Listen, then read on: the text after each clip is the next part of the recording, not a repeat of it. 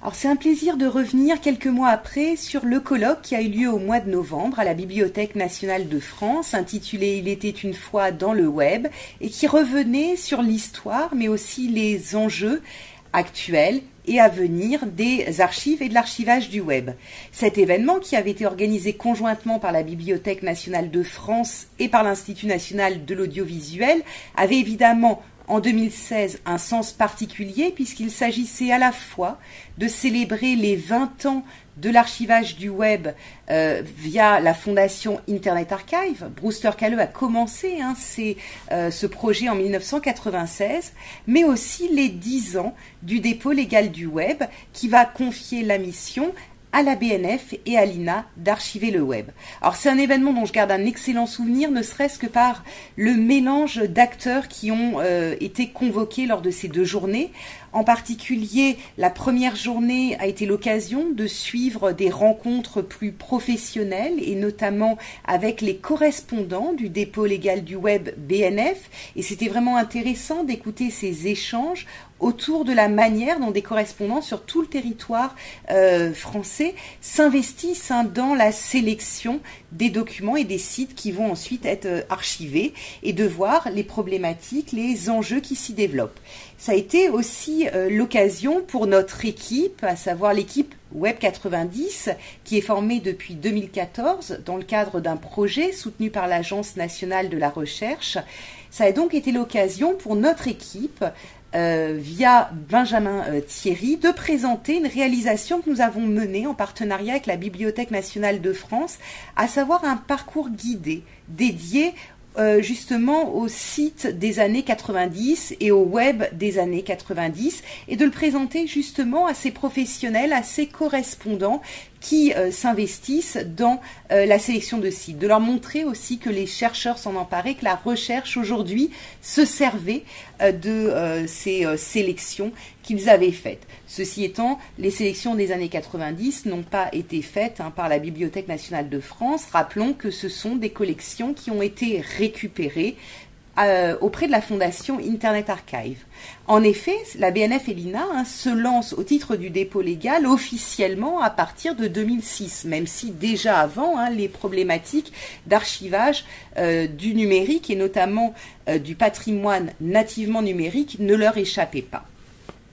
Alors, cette deuxième journée de colloque, justement, a été consacrée plus spécifiquement à la manière dont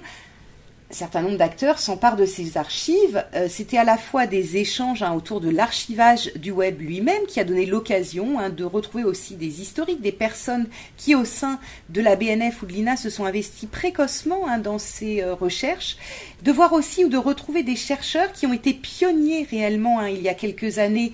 dans la découverte des archives du web. Je pense en particulier à la manière dont Louise Merzeau et Claude Mussou, qui étaient alors responsables du dépôt légal du web à l'INA, ont présenté les années d'ateliers dédiés aux archives du web qu'elles avaient menées, et ça a démarré, c'était très précoce. Je ne veux pas dire de bêtises, mais enfin, en tout cas, ce sont des ateliers qui ont été vraiment marquants pour les chercheurs qui, comme moi, les ont suivis, pour les professionnels aussi qui venaient à ces rencontres. Ça a été l'occasion également d'écouter Bruno Bachimon, de retrouver aussi, grâce à Dana Diminescu, le récit du projet iDiaspora, d'écouter Valérie Baudouin, qui a été aussi parmi les premières chercheuses à se lancer aussi sur des études et qui présenté à cette occasion un projet mené sur les commémorations de la Première Guerre mondiale. Ça a été l'occasion de retrouver aussi à cette même table que nous avons menée autour des archives du web comme source, Sophie Gebel, qui est la première à avoir soutenu une thèse en 2015 sur, vraiment qui reposait sur les archives du web comme source autour d'un projet autour des mémoires de l'immigration maghrébine sur la toile dans les années 90, mais elle en parlera sûrement mieux que moi sur ce carnet de recherche. Alors, pour ma part, de quoi ai-je parlé? On va en venir peut-être au cœur de ces questions. Eh bien, j'étais à côté de Francesca Miziani, qui est également de l'équipe Web 90, et qui, elle, a présenté les travaux que nous menons plutôt sur le côté gouvernance, sociologie de l'innovation, Francesca étant sociologue, les approches via les STS de l'archivage du web. C'est-à-dire qu'un des soucis qu'on a eu au sein du projet, ça a été de comprendre aussi comment l'archivage se faisait, d'ouvrir les boîtes noires de ces archives du web. Donc il y a eu toute une partie qui a été dédiée à ces questions de fonctionnement de l'archivage du web, mais aussi à ce que les archives du web font à nos méthodologies et à nos épistémologies, et je pense là notamment aux réflexions qui ont pu être menées conjointement avec Benjamin Thierry sur ces questions au fil des années. Et puis, par ailleurs, c'était l'occasion aussi un peu de réfléchir au cours de ce colloque, justement, aux méthodes plus proprement historiennes, et c'est à ce titre que je suis intervenue, pour expliquer tout d'abord que j'ai commencé finalement l'histoire du web sans archives du web. J'en ignorais tout simplement l'existence en 2010, quand je commence à étudier le web, et je pars d'abord de témoignages oraux, d'archives papier, d'archives audiovisuelles, à l'INA, d'archives de la presse professionnelle et généraliste, de toute une série de documents, de littérature grise et autres. Et c'est en 2011, notamment à la faveur d'un article de l'historien danois Niels Brugger, que je découvre les archives du web. Alors évidemment, là, ça s'ouvre un fond absolument extraordinaire, et depuis 2011 je n'ai eu de cesse, avec l'équipe Web 90 et à titre individuel, d'explorer ces archives du web. Alors ce sont des milliards de documents aujourd'hui qui sont conservés. Si on regarde les chiffres de la Wayback Machine d'Internet Archive, plusieurs milliards de pages archivées. Pour les années 90, bien sûr, ces archives sont beaucoup plus modestes. Reste qu'il est difficile d'en faire un tour complet et exhaustif. On est encore en train de dépouiller ces documents. Ce que j'expliquais un petit peu, c'est aussi au départ les difficultés à exploiter ces sources, des difficultés méthodologiques, mais aussi tout simplement des difficultés à savoir quel était exactement le contenu de ces archives. Et un travail commun avec la BNF en 2016, ou plutôt le travail de la BNF en 2016, mais pour nous apporter des sources encore davantage exploitables de création d'une plateforme implémentant le plein texte dans ces archives du web et des recherches par facettes, nous donnant des statistiques également qui nous permettent de voir un peu quel est le contenu de ces archives en termes de quantité, les noms de domaines qui apparaissent les premiers, etc., nous a grandement facilité la tâche. Au départ, j'ai travaillé avec Internet Archive et la Wayback Machine en cherchant par URL des sites qui impliquaient déjà de savoir ce que je recherchais comme site au départ, sans aucune visibilité sur le contenu complet des collections françaises. Et ce travail avec les bibliothèques, la BNF notamment, m'a permis là d'aller un peu plus loin dans mes recherches, d'avoir une vision plus globale, quantitative de ces éléments. Alors qui dit approche quantitative pose aussi la question, il me revient à l'esprit cette question de Thibaut Henneton qui animait la journée, question sur l'approche par les humanités numériques. Alors est-ce qu'aujourd'hui l'historien qui travaille dans les archives du web passe nécessairement par des outils des humanités numériques? Alors oui et non. On est bien dans le champ des digital studies, en faisant de l'étude des archives du web, avec à la fois des méthodes qui restent très classiques pour l'historien, de croisement des sources, j'évoquais les sources plus traditionnelles, de recherche qui essaye tant bien que mal de faire aussi parfois la critique de ces documents. Alors la critique interne, externe des documents, la question de l'authenticité de l'archive, tout ça bute avec l'archive du web sur de nouvelles questions. Mais il n'en reste pas moins qu'on peut avoir une approche très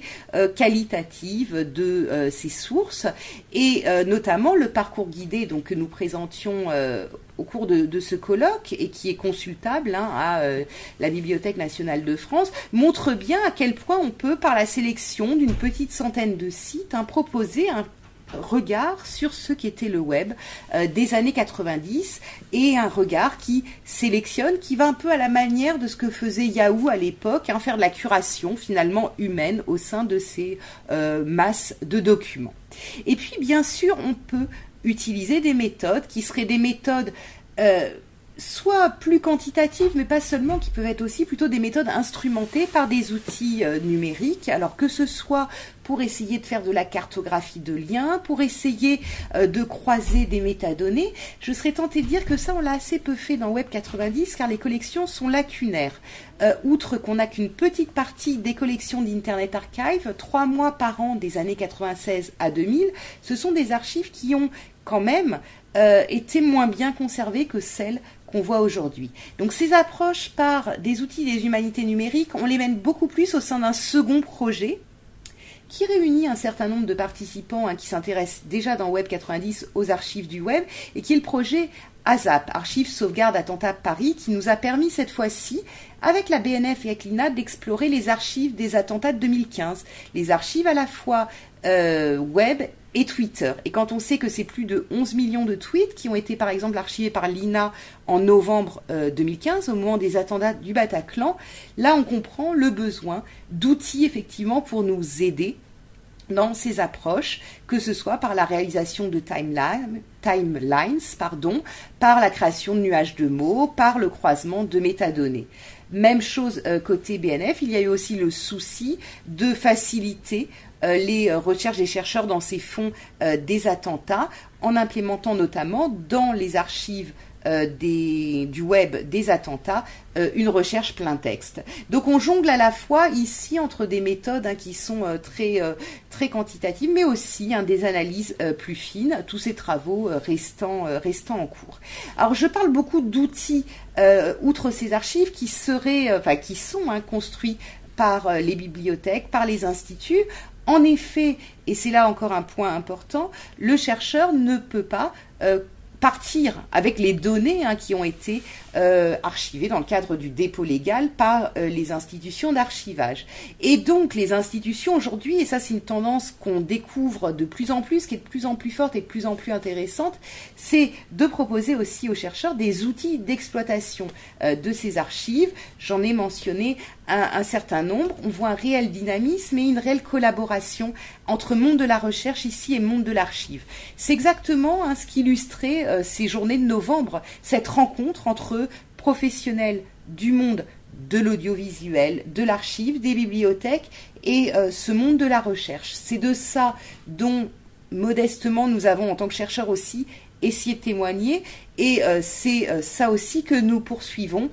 pour les années à venir. Une vraie collaboration, ce que Peter Gallison qualifiait, on pourrait dire, de trading zone, j'aime bien cette expression, une rencontre autour de ces matériaux qui sont fascinants, les journées l'ont montré, qui posent des difficultés d'exploitation et qui en même temps ouvrent un chantier dont j'espère vous reparler encore dans 10, 20, 30 ans, au fil des autres anniversaires, de façon toujours aussi enthousiaste, mais en tout cas l'enthousiasme, mais aussi on va dire le travail de fond sur ces questions est aujourd'hui bien à l'œuvre.